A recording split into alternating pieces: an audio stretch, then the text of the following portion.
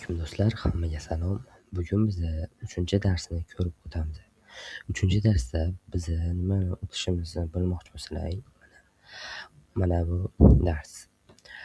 Operatsion tizimlar va xavfsizlik arxitekturasini ko'rib chiqamiz. Biz bugun qanaqa darslarni ko'rib o'tamiz? Ya'ni qaysi yo'nalishlar bo'yicha, Windows bo'yicha va Linux bo'yicha darslarni ko'rib o'tamiz. 7 ta bo'limdan iborat. Assalomu alaykum do'stlar. Endi Linux va Linux kernel bo'limiga o'tamiz. Linux nima? Linux bu kiberxavfsizlikda hamma foydalanuvchi oddiy odam ya'ni oddiy odam emas, barcha kiberxavfsizlikda odamlar foydalanadigan kernel Linux sistemasi desak bo'ladi. Linuxni har xil yo'llarda ishlatsa bo'ladi. Masalan, shunchaki mana siz Linux tizimida ishlaysiz doimiy va siz boshlig'ingiz bor, kompaniya egasi va u sizni sudo guruhga tiqmaydi. Ya'ni siz ishchisiz. Ishchi nima qiladi? U yerda cheklangan imtiyozlar, ya'ni faqatgina masalan dokumentingizni tekshiradi yoki downloads yoki va hokazo shunga o'xshash videolar yoki rasmlar, logolar va hokazolarni tekshiradi va oddiy foydalanuvchi sifatida kirishda bo'ladi. Bu oddiy foydalanuvchilar xuddi go'st, mehmon sifatida kirgandek bo'ladi. Bunda mana super user, ya'ni Windowsda super user va bu yerda everything is a file. Driverlar, jarayon, qurilmalar, hamma fayl o'qish o'zgartirish.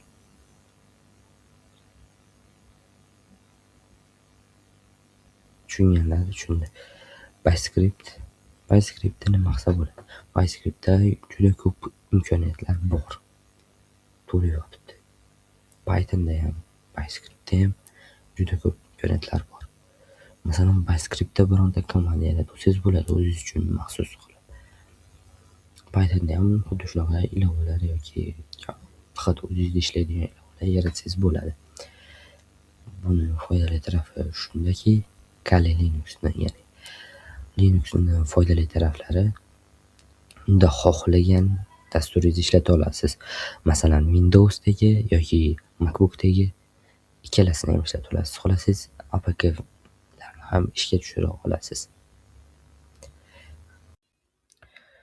Endi Windows Registry va Active Directory'ga o'tamiz.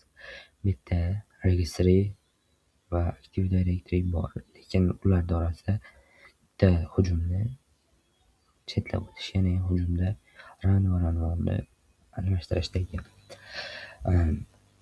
Registry bu sizning oddiy ma'lumotlaringiz, ya'ni profilingiz, sozlamalaringiz va ichidagi oddiy ma'lumotlaringiz, oddiy akkaunt deganiga nima deyapti? Keyingi persistence degan hujum turi bu.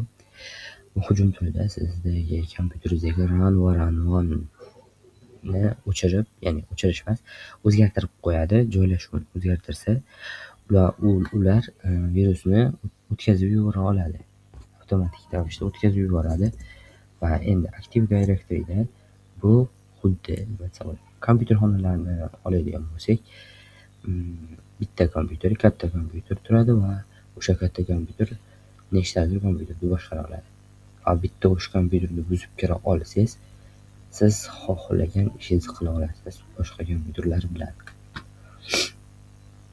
Xuddi shunaqa bu kompaniya bo'yicha bo'lsa, bitta kompyuterni buzib qo'ysangiz bo'ladi. Siz shu kompaniyaning egasi bo'lib ketasiz. Endi xotira va jarayonlarni ko'rib chiqamiz. Xotira va jarayonlarda nimada bo'ladi? Xotiraga kelsak, xotiraga hujumlar, har xil hujum va hokazolar. Bitta buffer overflow. Bunda nima bo'ladi? Bunda sizning kompyuteringizga juda ko'p har xil bo'ladi. Hujum deydimi nima? Hujum emas, so'rovlar yuboriladi. ya'ni bitta exe ochilishi bilan har xil so'rovlar yuborilib, juda katta so'rov bo'lib ketib, o'shani orasiga virus qilib yuboriladi va sizni kompyuteringiz egallab olinadi. Bu xuddi shunaqa. Keyingisi DLL injectionda nima bo'ladi? DLL injectionda sizga mana shunaqa exe virus yuborilsa, uni ichiga DLL kod qo'yilgan bo'ladi.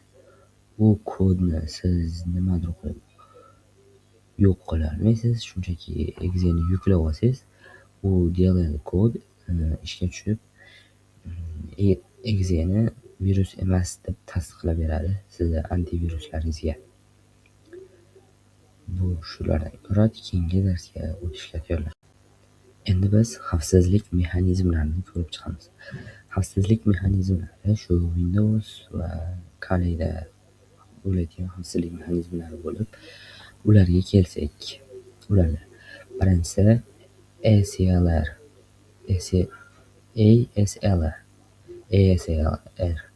Bu nima desa bo'ladi? Masalan, OBS Studio ishlatganlar bo'lsa biladi.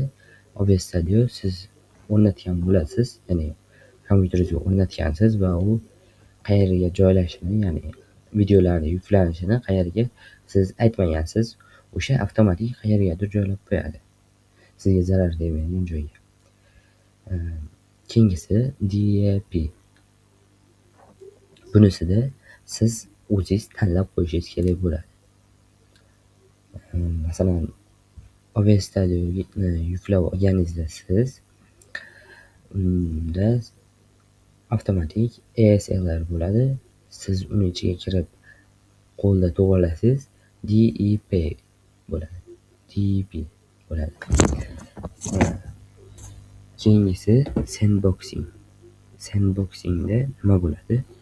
Sandboxingda siz bironta ilovani xuddi virtual mashinaga o'xshatgandek qilib, o'sha ilovani virtual mashinaga ulaganday qilib o'rnatib qo'yasiz va sizga u ilova zarar tegmaydi. Sabab boshqa kompyuterda ishlaydi, boshqa kompyuterda o'tirgandek bo'ladi. Keyingi darsga o'tishga tayyorlanamiz. Endi biz loglar va forensika manbaini ko'rib chiqamiz. Bunda kompyuteringizda bajarilayotgan barcha har soniyasiga, har daqiqasiga ishlatiladigan komanda yoki faylni ochish va hokazolar, ilovani ochish, hamma ma'lumotingiz saqlanib boradi. Bu shunchaki mana bu narsa. Ya'ni masalan 12.4.01 soniyalarda parolni saqlang, nima degan? Qanday user admin paroli saqlangan. Ya'ni admin panel root user parolni tasdiqlagan. Ya'ni parol ro'yxatdan o'tkaza olgan.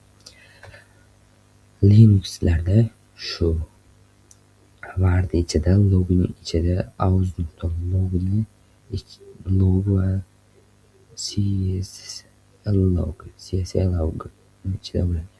Windowsda bo'lsa Event Viewer Security System Application.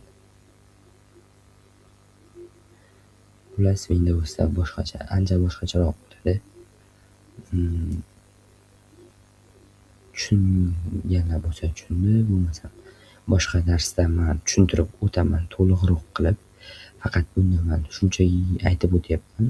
Lekin boshqa keyinchalik o'tadigan darslarimizda, ya'ni Red 1 ga o'tsak yoki Red 0 yarimlariga yetsak, o'shanda men hujumlarni yoki shunga o'xshash narsalarni ko'rsatib o'taman. Keyingisiga o'tishga tayyorlanamiz. Endi oxirgisi va eng oddiysi shunchaki xulosa qilamiz. Bu yerda ozgina motivatsion gap yozib qo'yganmiz. Tizim faqat foydalanuvchi sifatida emas, kernel xotira va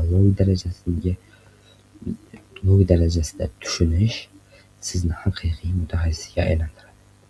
Telegram Dragon Red 4-dars keyingi darsga o'tamiz kelajakda. Bugun yoki ertaga videoni qo'yishga harakat qilaman.